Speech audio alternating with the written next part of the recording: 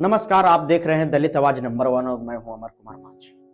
दोस्तों, आज देश में कुछ लोग, कुछ संगठन ऐसे भर में जी रहे हैं कि कानून उनका कुछ नहीं बिगाड़ सकता। उन्हें लगता है कि सड़क पर मचाया गया शोर, भीड़ की ताकत और सत्ता के करीब होने का दावा उन्हें हर सजा से बचा लेगा।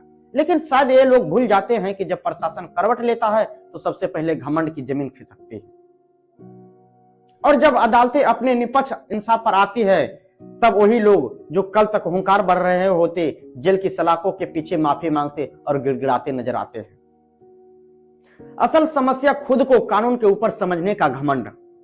जब सड़कों पर गुंडागर्दी की जाती है, जब किसी को उसके कपड़े, नाम, चेहरे, धर्म या पहचान के आधार पर निशाना बनाया जाता है, तब यही लोग खुद को राष्ट्रभक्त और धर्म का रक्षक घोषित कर देते हैं। इन्हें भरोसा होता है कि सत्ता का संरक्षण मिलेगा, पुलिस सवाल नहीं पूछेगी और सिस्टम इनके आगे झुक जाएगा। लेकिन जैसे ही प्रशासन अपना काम करना शुरू करता है, एफआईआर होती है, गिरफ्तारी होती है और जब अदालत सवाल पूछती है तो इनका सारा राष्ट्रवाद, सारा धर्म, सारी बहादुरी हवा हो जाती है। तब यही लोग कहते हैं, हमसे गलती हो गई, हमें माफ कर दीजिए, हम उकसावे में आ गए थे, हमारे इरादे गलत नहीं थे, मैं ये सब क्यों कर रहा हूं क्योंकि अब मैं आपको एक हालिया और बेहद गंभीर खबर बताने जा रहा हूं।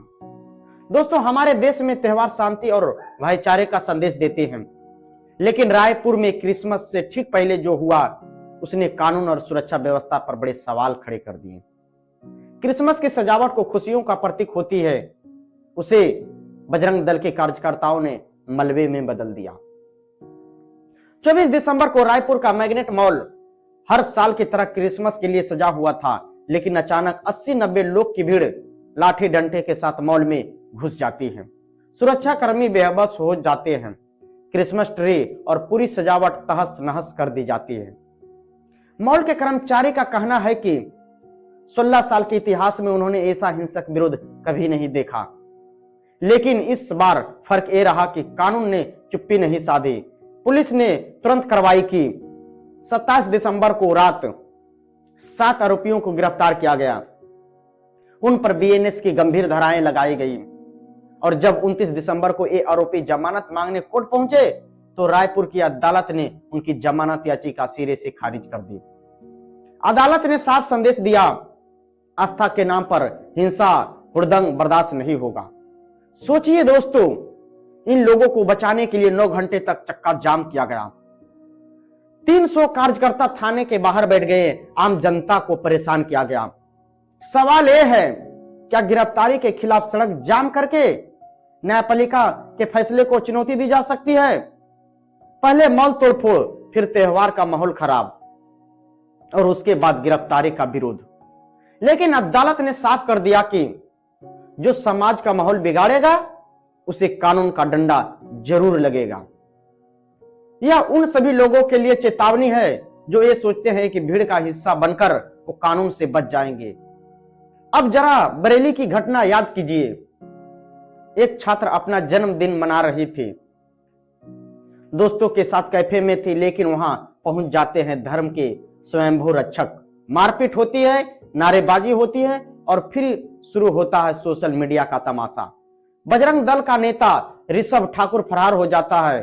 पुलिस उसे तलाश रही होती है, लेकिन साहब इंस्टाग्राम पर रील डाल रहे होते हैं। रील में बैकग्राउंड म्यूजिक, मालाएं और पुलिस को खुली धमकी। हमसे पंगा लिया तो पता नहीं चलेगा।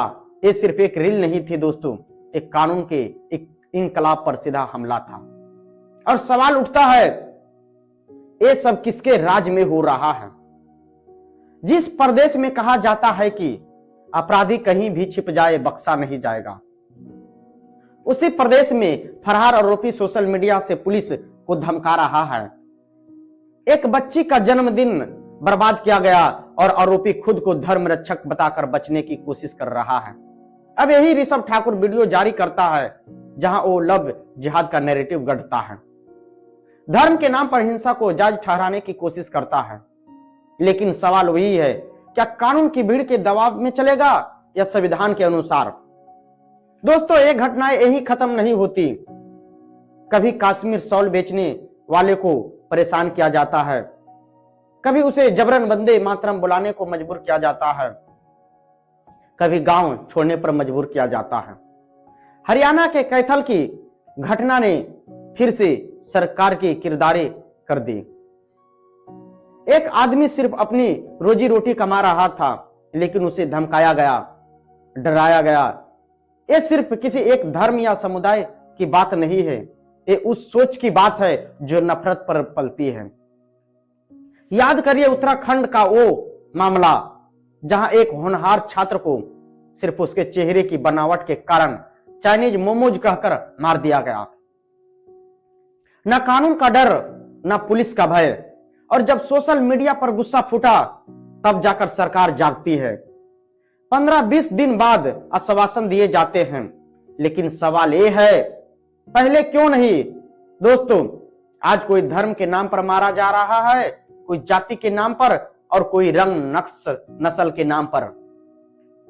हम कैसा समाज बना रहे हैं? इसलिए जरूरी है कि ऐसी घटनाओं पर सवाल उठाया जाए, कानून का सम्मान हो और भीड़ तंत्र को रोका जाए। अगर आपको लगता है कि ये मुद्दे जरूरी है तो इस वीडियो को ज्यादा से ज्यादा लोगों तक शेयर कीजिए ताकि सच लोगों तक पहुंचे। धन्यवाद। बहुजन से जुड़े हर खबर पाने के लिए दलित आवाज नंबर 1 चैनल को सब्सक्राइब करें।